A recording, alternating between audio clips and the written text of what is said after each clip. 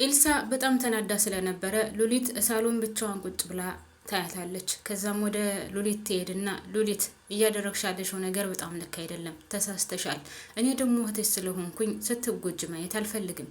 ይልቁንስ ካሌብ የሚያደርገው ነገር ልክ ስላልሆነ ወደኋላ ዞር ብለሽ እንድታስቢበት እነግርሻለሁ ስትላት፣ ሉሊት ምን እያልሽ ነው ያለሽው? ደግሞ ምን ለመናገር ፈልገሽ ነው? ምን ለማለት ፈልገሽ ነው?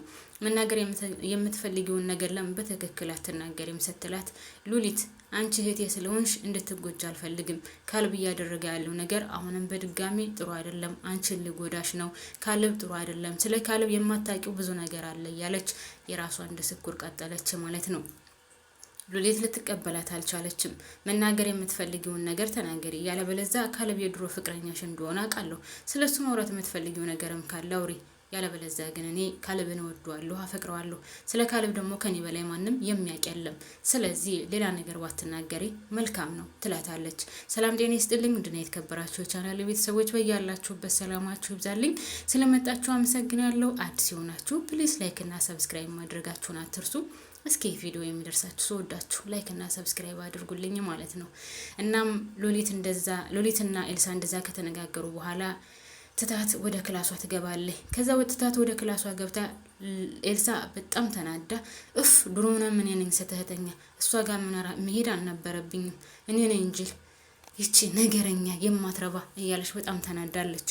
እናም መሸነፍ እንደሌለባትና ሌላ ነገር ማድረግ እንዳለባት አሁንም ለራሷ አሳምነዋለች።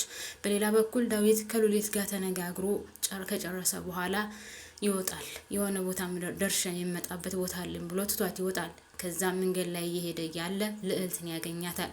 ልዕልትን ሲያገኛት የት እየሄድሽ ነው ሲላት የትም ትለዋለች። ከዛ እሱን ሰላም አለችውና ዳዊት ቆይ አንተ በዚህ ሰዓት ወጥተህ አታውቅም፣ የት ልትሄድ ነው ስትለው ምን አገባሽ? አዎ በዚህ ሰዓት ወጥቼ አላውቅም፣ ነገር ግን የሚመለከትሽ ነገር የለም ሲላት ቆይ ያቺ ጠላት የምትላትን ሴት አገኘሃት እንደ ስትለው እሱም ኧረ በፍጹም አላገኘኋትም፣ እሷንማ ባገኛት በሰላም ነበር የምኖረው፣ አንቄ ነበር የምገላት ሲላት ልዕልትም ደንግጣ ቆይ ግን ለምን እንደዚህ ታደርጋለህ? በቃ የሚሆን ከሆነ በህግ ለምን አትፈታውም?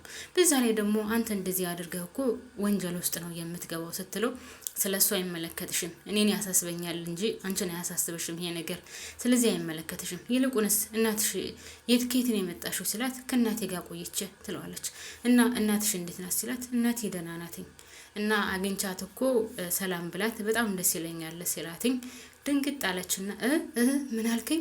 አይ እኔ አደርስልሃለሁ፣ በእኔ በኩል ሰላምታን አደርስልሃለሁ ስትለው ምን ነው ደነገጥሽ? አፍና አፍሽ እኮ ተያያዘ። ምን ነው የሚያስደነግጥ ነገር አለ? ምን የተናገርኩት ነገር የሚያስደነግጥ ነው ሲላት አይ በፍጹም ግን በቃ እናቴን በእኔ በኩል ሰላም እልልሃለሁ ትለውና ቻው ብሏት ትቷት ይሄዳል ማለት ነው። እሷም ትንሽ ዳዊት መንገዱን ዞር ብሎ ከሄደ በኋላ ለእናቷ ደውላ ዳዊት እየፈለገሽ ነው፣ ከዚህ አካባቢ መሰወር አለብሽ፣ ይልቁንስ ተሰውሪ ከዚህ አካባቢ፣ ዳዊት ላንቺ መቼውንም ቢሆን አይተኛልሽም፣ ይገልሻል፣ ከዚህ ተሰወሪ ብላ ደውላ ትነግራታለች። ለልዕልት ሉሊት ደውላላት ስለነበረ ሉሊት እየከለበች ወደ ቤት ትመጣለች ማለት ልዕልት ከቤት ከደረሰች በኋላ ኤልሳ ሉሊት ምን ሆነሽ ነው እንደዚህ ቶሎኔ ስትይኝ የነበረው ስትላት ጠጋለችና ተረጋጊና ነግርሻለሁ ስትላት ምንድነው የተፈጠረው ነገር? ተረጋግቻለሁ ስትላት ካሌብ አሁን ቤት መጥቶ ነበር ስትላት እና ካሌብ ቤት መጥቶ ምን ያደረገ ስትላት የፕሮፖዛል ጥያቄ እንዳቀረበላት ስትነግራት ልዕልት በጣም አበደች። አንቺ እርግጠኛ ነኝ እሸትዩም አይደለ ካሌብን እሺ ብለሽ ትቀበያዋለሽ ብዬ እኔ በፍጹም አላምንም። አንቺና ካሌብ መቼውንም ቢሆን አንድ ላይ አትሆኑም። ስለ ካሌብ ያለሽን አመለካከት ማቆም አለብሽ፣ ያለበለዚያ ግን ትላታለች። እሷም ቆይ ምክንያትሽ ምንድን ነው? እኔ አልገባኝም። እኔ የፕሮፖዛሉን ጥያቄ መቀበሌ ምን ያክል እንደዚህ ያስቆጣል? ደግሞም ጥፋት ነው ብዬም አላስብም። ይሄን ያክል አጥፍቻለሁ ማለት ነው ስትላት አንቺ አጥፍተሻል አላጠፋሽም ማለቴ አይደለም፣ ነገር ግን አንቺ ካሌብን እሺ ማለት የለብሽም። እሺ አላልሽውም አይደል ስትላት እንዴት ነው እሺ ማለለው? እግሬ ስር ተንበርክኮ ሲጠይቀኝ እንዴት ነው እሺ ማለለው? እሺ ብዬዋለሁ ስትላት እሷ ደግሞ አንቺ ከካሌብ መራቅ አለብሽ፣ ስለ ካሌብ የማታውቂው ነገር ብዙ አለ፣ ስለዚህ አንቺ ከካሌብ ጋር እሆናለሁ ብለሽ ካሰብሽ ከኔ ጋር ደግሞ እንቆራረጣለን ትላታለች ማለት ነው።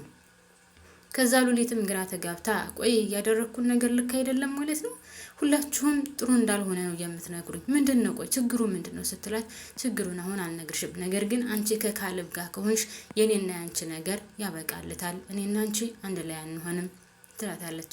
እኮ ለምን አልነግሪኝም? ቢያንስ ምክንያቱም ማወቅ የለብኝም ወይ ብላ ሉሊት ስትጠይቃት ለልዕልት፣ ልዕልት ደግሞ ምክንያቱን አልነግርሽም፣ ነገር ግን አንቺና እሱ በፍጹም አንድ ላይ ልትሆኑ አይገባም ትላታለች ማለት ነው። እሷም ግራ ተጋብታ ምንድን ነው ቆይ ነገሩ ለምንድን ነው እኔና እሱ አንድ ላይ መሆን የማንችለው? ያም ሆነ ይህ አሁንም ሆነ ወይም ወደፊት የእሱን የጋብቻ ጥያቄ እቀበለዋለሁኝ። እኔና እሱ ሁለታችን እንዋደዳለን። ለምንድን ነው ሁሉም ሰው እንደማይሆን የሚነግረኝ? እያለች ብቻዋን ታብሰለስላለች።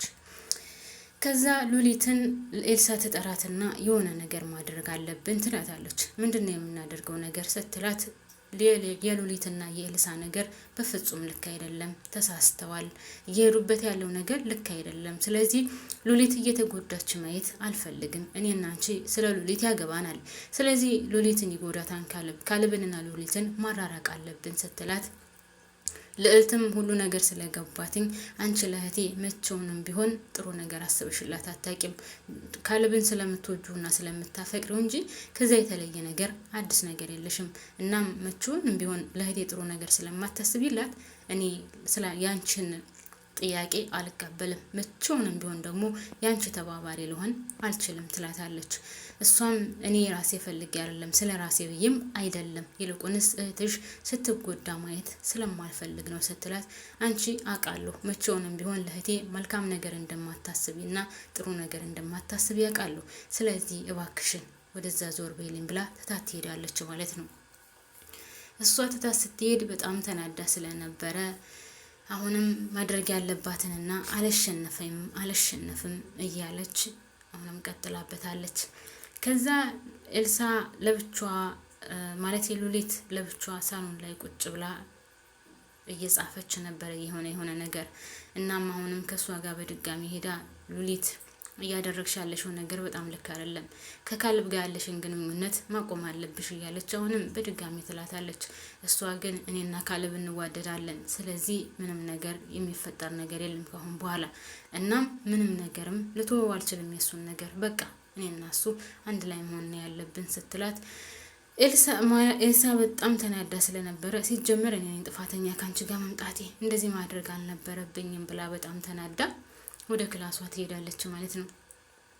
ወደ ክላሷ ሄዳ ያደረገችው ወይም ማድረግ ያለባትን ነገር ስታስብ፣ ምንድነው ማድረግ ያለባት? ከነ ሉሊት ክላስ ትገባለች ማለት ነው።